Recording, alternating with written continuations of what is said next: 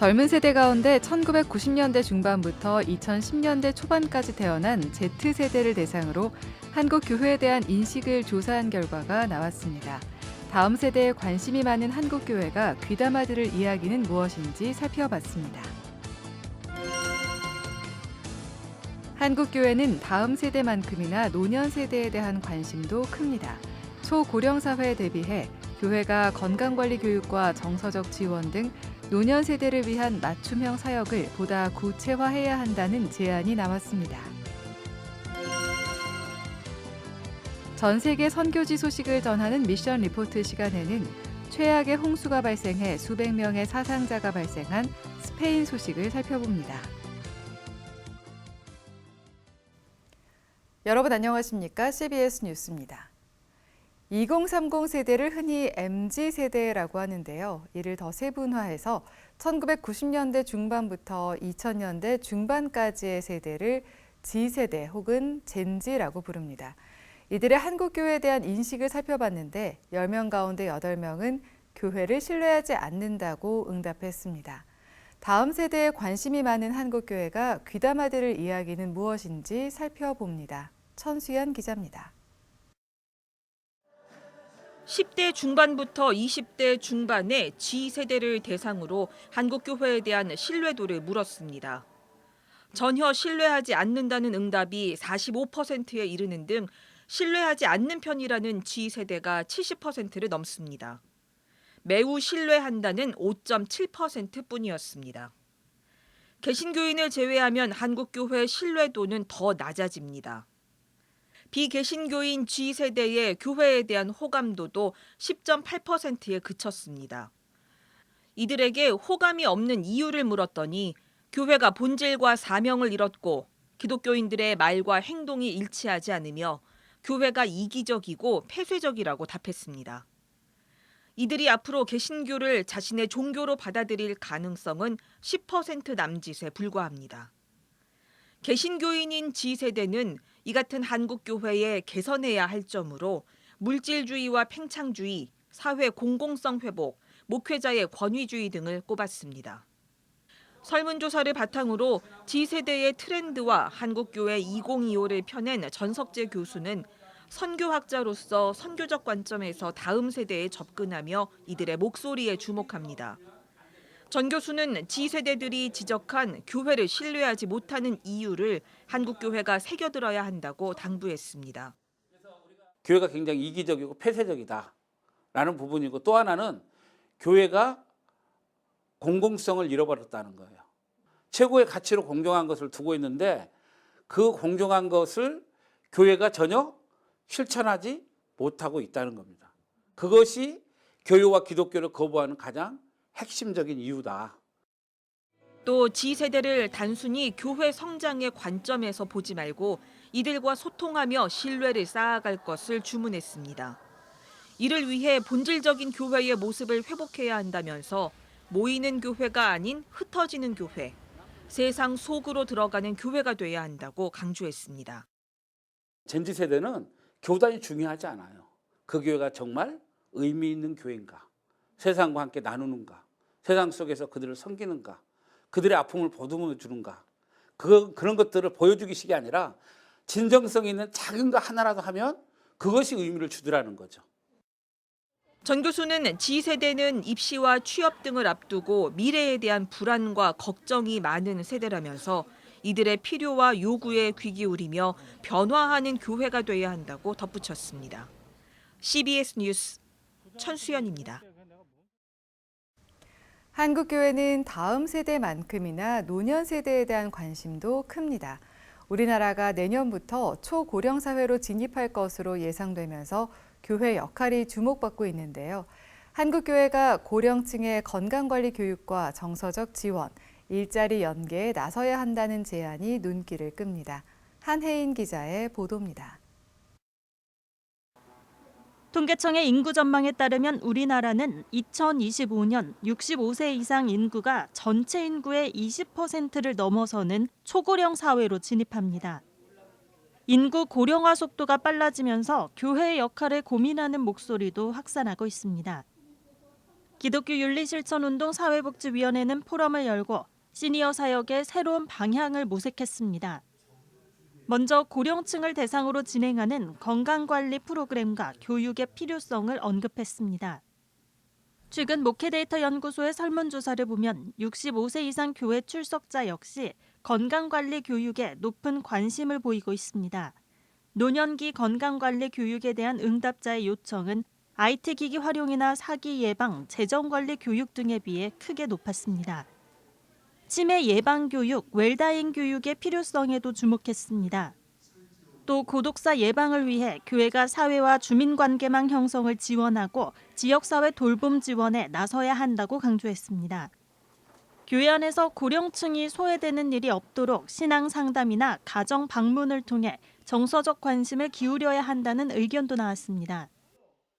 차세대와 다음 세대를 잇는 그런 연결고리 역할을 하셔야 되고 또 신앙 성장과 소속감을 강화하는 데 초점이 맞춰야 되겠습니다. 일자리 문제도 주목했습니다. 고령자 능력과 고령자에 대한 평가가 괴리가 있다는 거예요. 그래서 우리나라는 아직도 노인에 대한 이러한 가소평가 이런 것들이 아직도 많이 지금 잠재되어 있습니다. 이재민 위원장은 교인들이 원하는 경우 65세 이상 교인을 직업군별로 구분해 관리하고 일자리를 연계할 수 있는 방안을 고민해야 한다고 말했습니다. 교회 내 취업 상담센터를 운영하며 공공 일자리와 민간 일자리를 연결하거나 시니어 일자리 센터 등과 네트워크를 구축해야 한다는 설명입니다. CBS 뉴스 한혜인입니다. 봉사와 섬김, 즉 디아코니아는 단순한 사회 봉사를 넘어 그리스도의 사랑에 근거한 교회 핵심 사역이라는 주장이 나왔습니다. 서울신학대학교 지역 목회 지원센터가 디아코니아를 주제로 마련한 보고회에서 발제자로 나선 박종찬 목사는 디아코니아는 교회 공동체를 넘어 공적, 신학적 실천으로서 중요한 역할을 한다고 강조했습니다. 박종찬 박사는 또 교회가 하는 디아코니아는 단순한 봉사 활동을 넘어 사회 구조적 불평등 해소를 위한 실질적 방안을 지시해야 한다고 덧붙였습니다. 박종찬 박사는 작은 교회의 경우 지역사회 복지기관이나 지자체와 협력해 자원을 공유하는 방식으로 지역 내 지속 가능한 복지 네트워크를 구축할 수 있다고 말했습니다. 기독교 자살 예방센터 라이프 오프는 최근 서울 영등포구 하이서울 유스호스텔에서 세계 자살 유가족의 날 기념 문화행사인 제8회 11월의 크리스마스를 진행했습니다. 자살 유가족을 위로하고 상처를 치유하기 위한 이번 행사에는 전국에서 100여 명의 자살 유가족과 봉사자들이 참여했으며 문화 공연과 힐링 프로그램, 크리스마스 파티 등으로 진행됐습니다. 라이프 오프 조성돈 대표는 사회에서 편히 울지도 웃지도 못하는 유가족들에게 웃음을 주고자 크리스마스 파티를 준비했다면서 자살 유가족이 사회로 나와 평범한 일상을 회복할 수 있길 바란다고 말했습니다. 한편 세계 자살 유가족의 날은 매년 11월 셋째 주 토요일로 부친을 자살로 잃은 미국 상원의원 해리 레이드가 1999년 처음 발의했습니다. 러시아와 우크라이나 전쟁, 이스라엘과 하마스의 전쟁 등 절망과 위기의 시대에서 교회가 기쁨의 신학을 연구해야 한다는 목소리가 나왔습니다. 한국기독교학술원이 오늘 개최한 공개 강연회에서 전 안양대 신대원장 김성봉 박사는 사람들이 기쁨을 찾기 위해 교회를 떠나 세상으로 향하는 시대라며 교회가 세상을 향해 놀라운 기쁨을 전해야 한다고 말했습니다. 한국기독교학술원 원장 손인웅 목사는 기쁨의 신학은 아직 교회 안에 제대로 발전되어 있지 않다며 이번 공개 강연회를 바탕으로 한국교회 안에 기쁨의 신학을 연구하는 일이 많아지길 바란다고 말했습니다. NCCK 인권센터에서 이름을 바꾼 한국교회 인권센터가 오는 22일까지 제38회 한국교회 인권상 후보자 추천을 받습니다. 한국교회 인권상은 우리 사회에서 가장 오래된 인권상으로 우리 사회 인권 증진과 민주, 평화, 평등 실현에 기여한 국내외 개인 또는 단체에 수여하고 있습니다. 한국교회 인권상 후보 접수는 오는 22일까지 우편이나 전자메일을 통해 접수하며 인권상 시상식은 다음 달 9일 서울 종로구 한국기독교회관 조회홀에서 열립니다.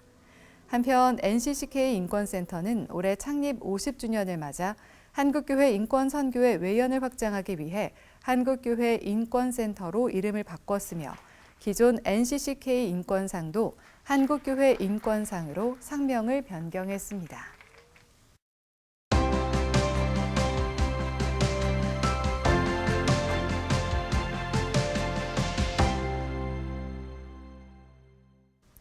전 세계 선교지 소식을 전하는 미션 리포트. 오늘은 최근 최악의 홍수가 발생한 스페인 소식을 살펴봅니다. 스페인 남동부를 덮친 갑작스러운 홍수로 수백 명의 사상자가 발생하는 등 큰 피해가 발생했는데요. 마드리드 순복음교회의 소용원 목사가 현지 상황을 전해드립니다. 지난 10월 말 스페인 발렌시아 지역을 중심으로 발생한 대규모 홍수는 최근 50년 만에 최악의 자연재해로 기록될 정도로 피해가 컸습니다. 폭풍 다나로 인해서 단시간에 폭우가 쏟아지면서 남동부 지역에 큰 피해를 입히게 되었고요. 특히 발렌시아 쪽 치바 지역에는 8시간 동안 1년치에 해당하는 강수량이 쏟아지면서 그야말로 물폭탄이 떨어진 것이었습니다. 기반시설과 주택에 큰 피해를 입혔고요. 현재 200명이 넘는 사망자가 발생했으며 4,000채 이상의 건물이 큰 피해를 입었고 약 6만 명 이상의 이재민이 발생하였습니다. 유럽에서는 지금 두 번째 큰 홍수로 인해서는 두 번째로 큰 인명 피해라고 하더라고요. 또한 이런 비로 인하여 도로가 막히거나 파괴되고 피해가 가장 심한 지역의 접근이 제한되어서 지금 긴급 구호 작업 등의 어려움이 많이 발생하고 있는 상황입니다. 아파트와 쇼핑센터 지하 주차장에 물이 차면서 수많은 사람들이 실종 상태에 있어서 그래서 앞으로 향후 사상자의 수가 크게 지금보다 한 2배 정도는 늘게 될 것이라는 예측이 있고요. 이번에는 특별히 이제 열악한 사람들이 많이 어려움을 겪었는데 그래서 많은 협조와 또 후원이 필요하지 않을까 생각하고 있습니다. 스페인 교회와 선교사들이 겪은 피해는 다양하고요. 어떤 교회는 교회 자체가 침수되거나 또 성도님들과 연락이 안 되는 경우들도 다양하게 보고되고 있고 또 교회 내 시설이 손상되어 가지고 예배를 중단할 수밖에 없는 상황들도 있습니다. 인명피해나 재산피해 입은 상황을 지금 교단 차원에서 이렇게 보고하고 있는데 아직까지 도로가 복구되지 못한 지역이 많아서 정확한 피해 상황을 파악하지 못하고 있고요. 그럼에도 불구하고 이제 교회들은 즉각적인 성도들의 안전을 확인하고 할 수 있는 구호 활동을 펼치고 있습니다. 현지 정부와 교단과 협력해서 많은 교회와 선교사님들이 피해 복구와 구호 활동을 시작했고 저희 교회도 함께 기도하면서 필요한 식량과 물, 의약품들을 좀 보내고 있는 상황이고요. 또 피해자들을 위한 심리적 지원과 기도 모임도 현지에서 이제 진행되고 있습니다. 앞으로 향후 몇 주, 몇 달 동안은 교회가 중심이 돼서 지역사회 회복과 재건을 위한 자원봉사와 기도 활동을 강화할 계획으로 하고 있는 것을 알고 있습니다. 사실 이제 스페인에서 어려움이 있으면 카톨릭 중심으로 많은 구호 활동이 진행되고 있는데 개신교들은 세가 워낙 연약하고 현지 교회나 교단에서는 사실 똑같이 어려운 상황이기 때문에 역부족인 게 사실이죠. 그래서 인도주의적 차원 플러스 선교적 차원으로 많은 실질적 지원과 또 후원이 필요하다고 생각합니다. 특히 이번 홍수는 기상학적으로 드문 고타프리아 현상, 즉 찬 대기가 남하하면서 발생한 급격한 기온 강화로 인해서 강력한 폭우가 유발된 사례로 분석하고 있는데요. 이로 인해서 같은 지역에서 여러 차례 강력한 폭풍이 연속적으로 발생하며 이러한 폭우가 이어졌습니다. 최근 지중해 해수 온도가 역사적으로 가장 높은 수준에 도달하면서 이로 인해 공기의 수증기량이 증가하고 또 결과적으로 강력한 폭우와 홍수가 빈번하게 발생하고 있는데요. 이러한 온난화 때문에 단순한 기후변화를 넘어서 구조적인 기후 위기로 해석하는 분위기가 많고 또한 전 세계적인 온실가스 배출 감축 효과에 대하여 시급하다는 이야기들이 계속해서 현재 언론에서 나오고 있는 상황입니다. 그로 인해서 이제 창조 세계에 대한 돌봄과 보존해야 한다는 윤리적 책임 의식을 다시 일깨워주면서 그런 이야기들도 많이 또 한편으로 많이 나오고 있고요. 다자간 협력과 환경보호에 대한 관심을 더 써야 된다라는 요구들이 빗발치고 있는 상황입니다.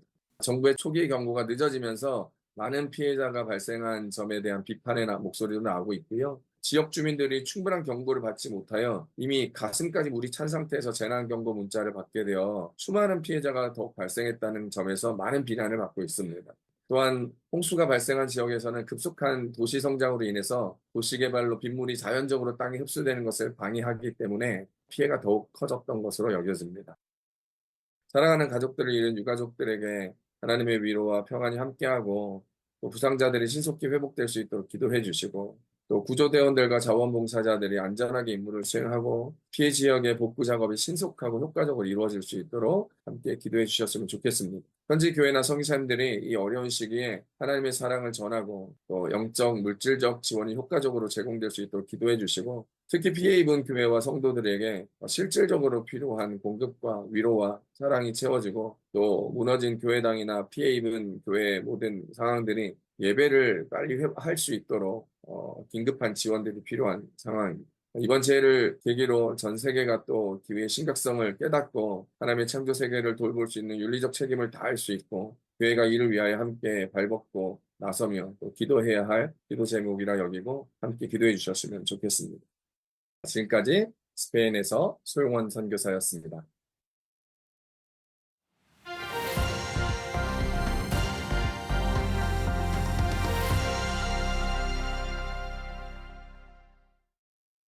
간추린 지역교계 소식입니다. 대구 성시화운동본부가 대구 근대화와 기독교를 주제로 워크숍을 열었습니다.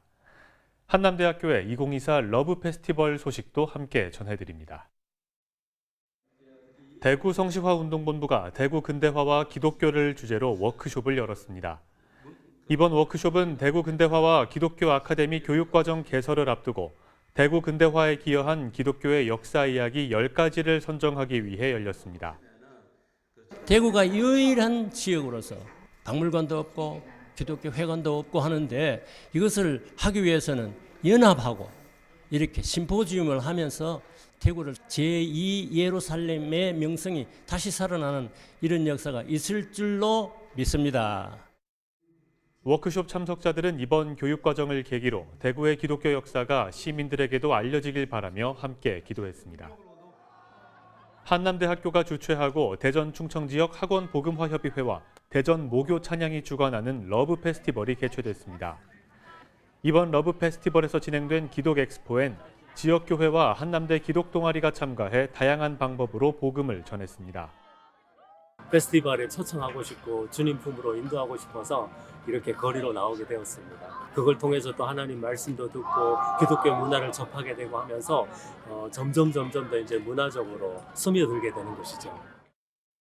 러브 페스티벌은 대전 모교 찬양 집회로 막을 내렸습니다. 대한예수교장로회 통합총회 김영걸 총회장과 임원을 비롯해 포항남로회 임원 등은 지난 3일부터 2박 3일 일정으로 울릉도를 방문했습니다. 이들은 울릉 시찰 관계자들을 만나 지역 교계 현황과 복음화 상황 등을 공유했습니다. 2009년도에 울릉 선교 100주년 기념관 추진위원회가 구성이 되어가지고 울릉 선교 100주년 기념관이 건립이 되었습니다. 선교관을 울릉도에 있는 교회가 아주 어려운 가운데서도 힘을 합치고 전국에 있는 교회가 마음을 합쳐서 잘 건립을 했지만은 잘 확산될 수 있도록 도와주기 위해서 방문하게 되었습니다. 이와 함께 울릉 선교 100주년 기념관 등을 방문하고 100주년 기념관의 선교적 활용을 위해 함께 힘을 모으기로 했습니다. 날씨입니다. 내일은 아침 기온이 낮아 춥겠지만 낮부터 기온이 올라 평년 수준을 회복하겠습니다.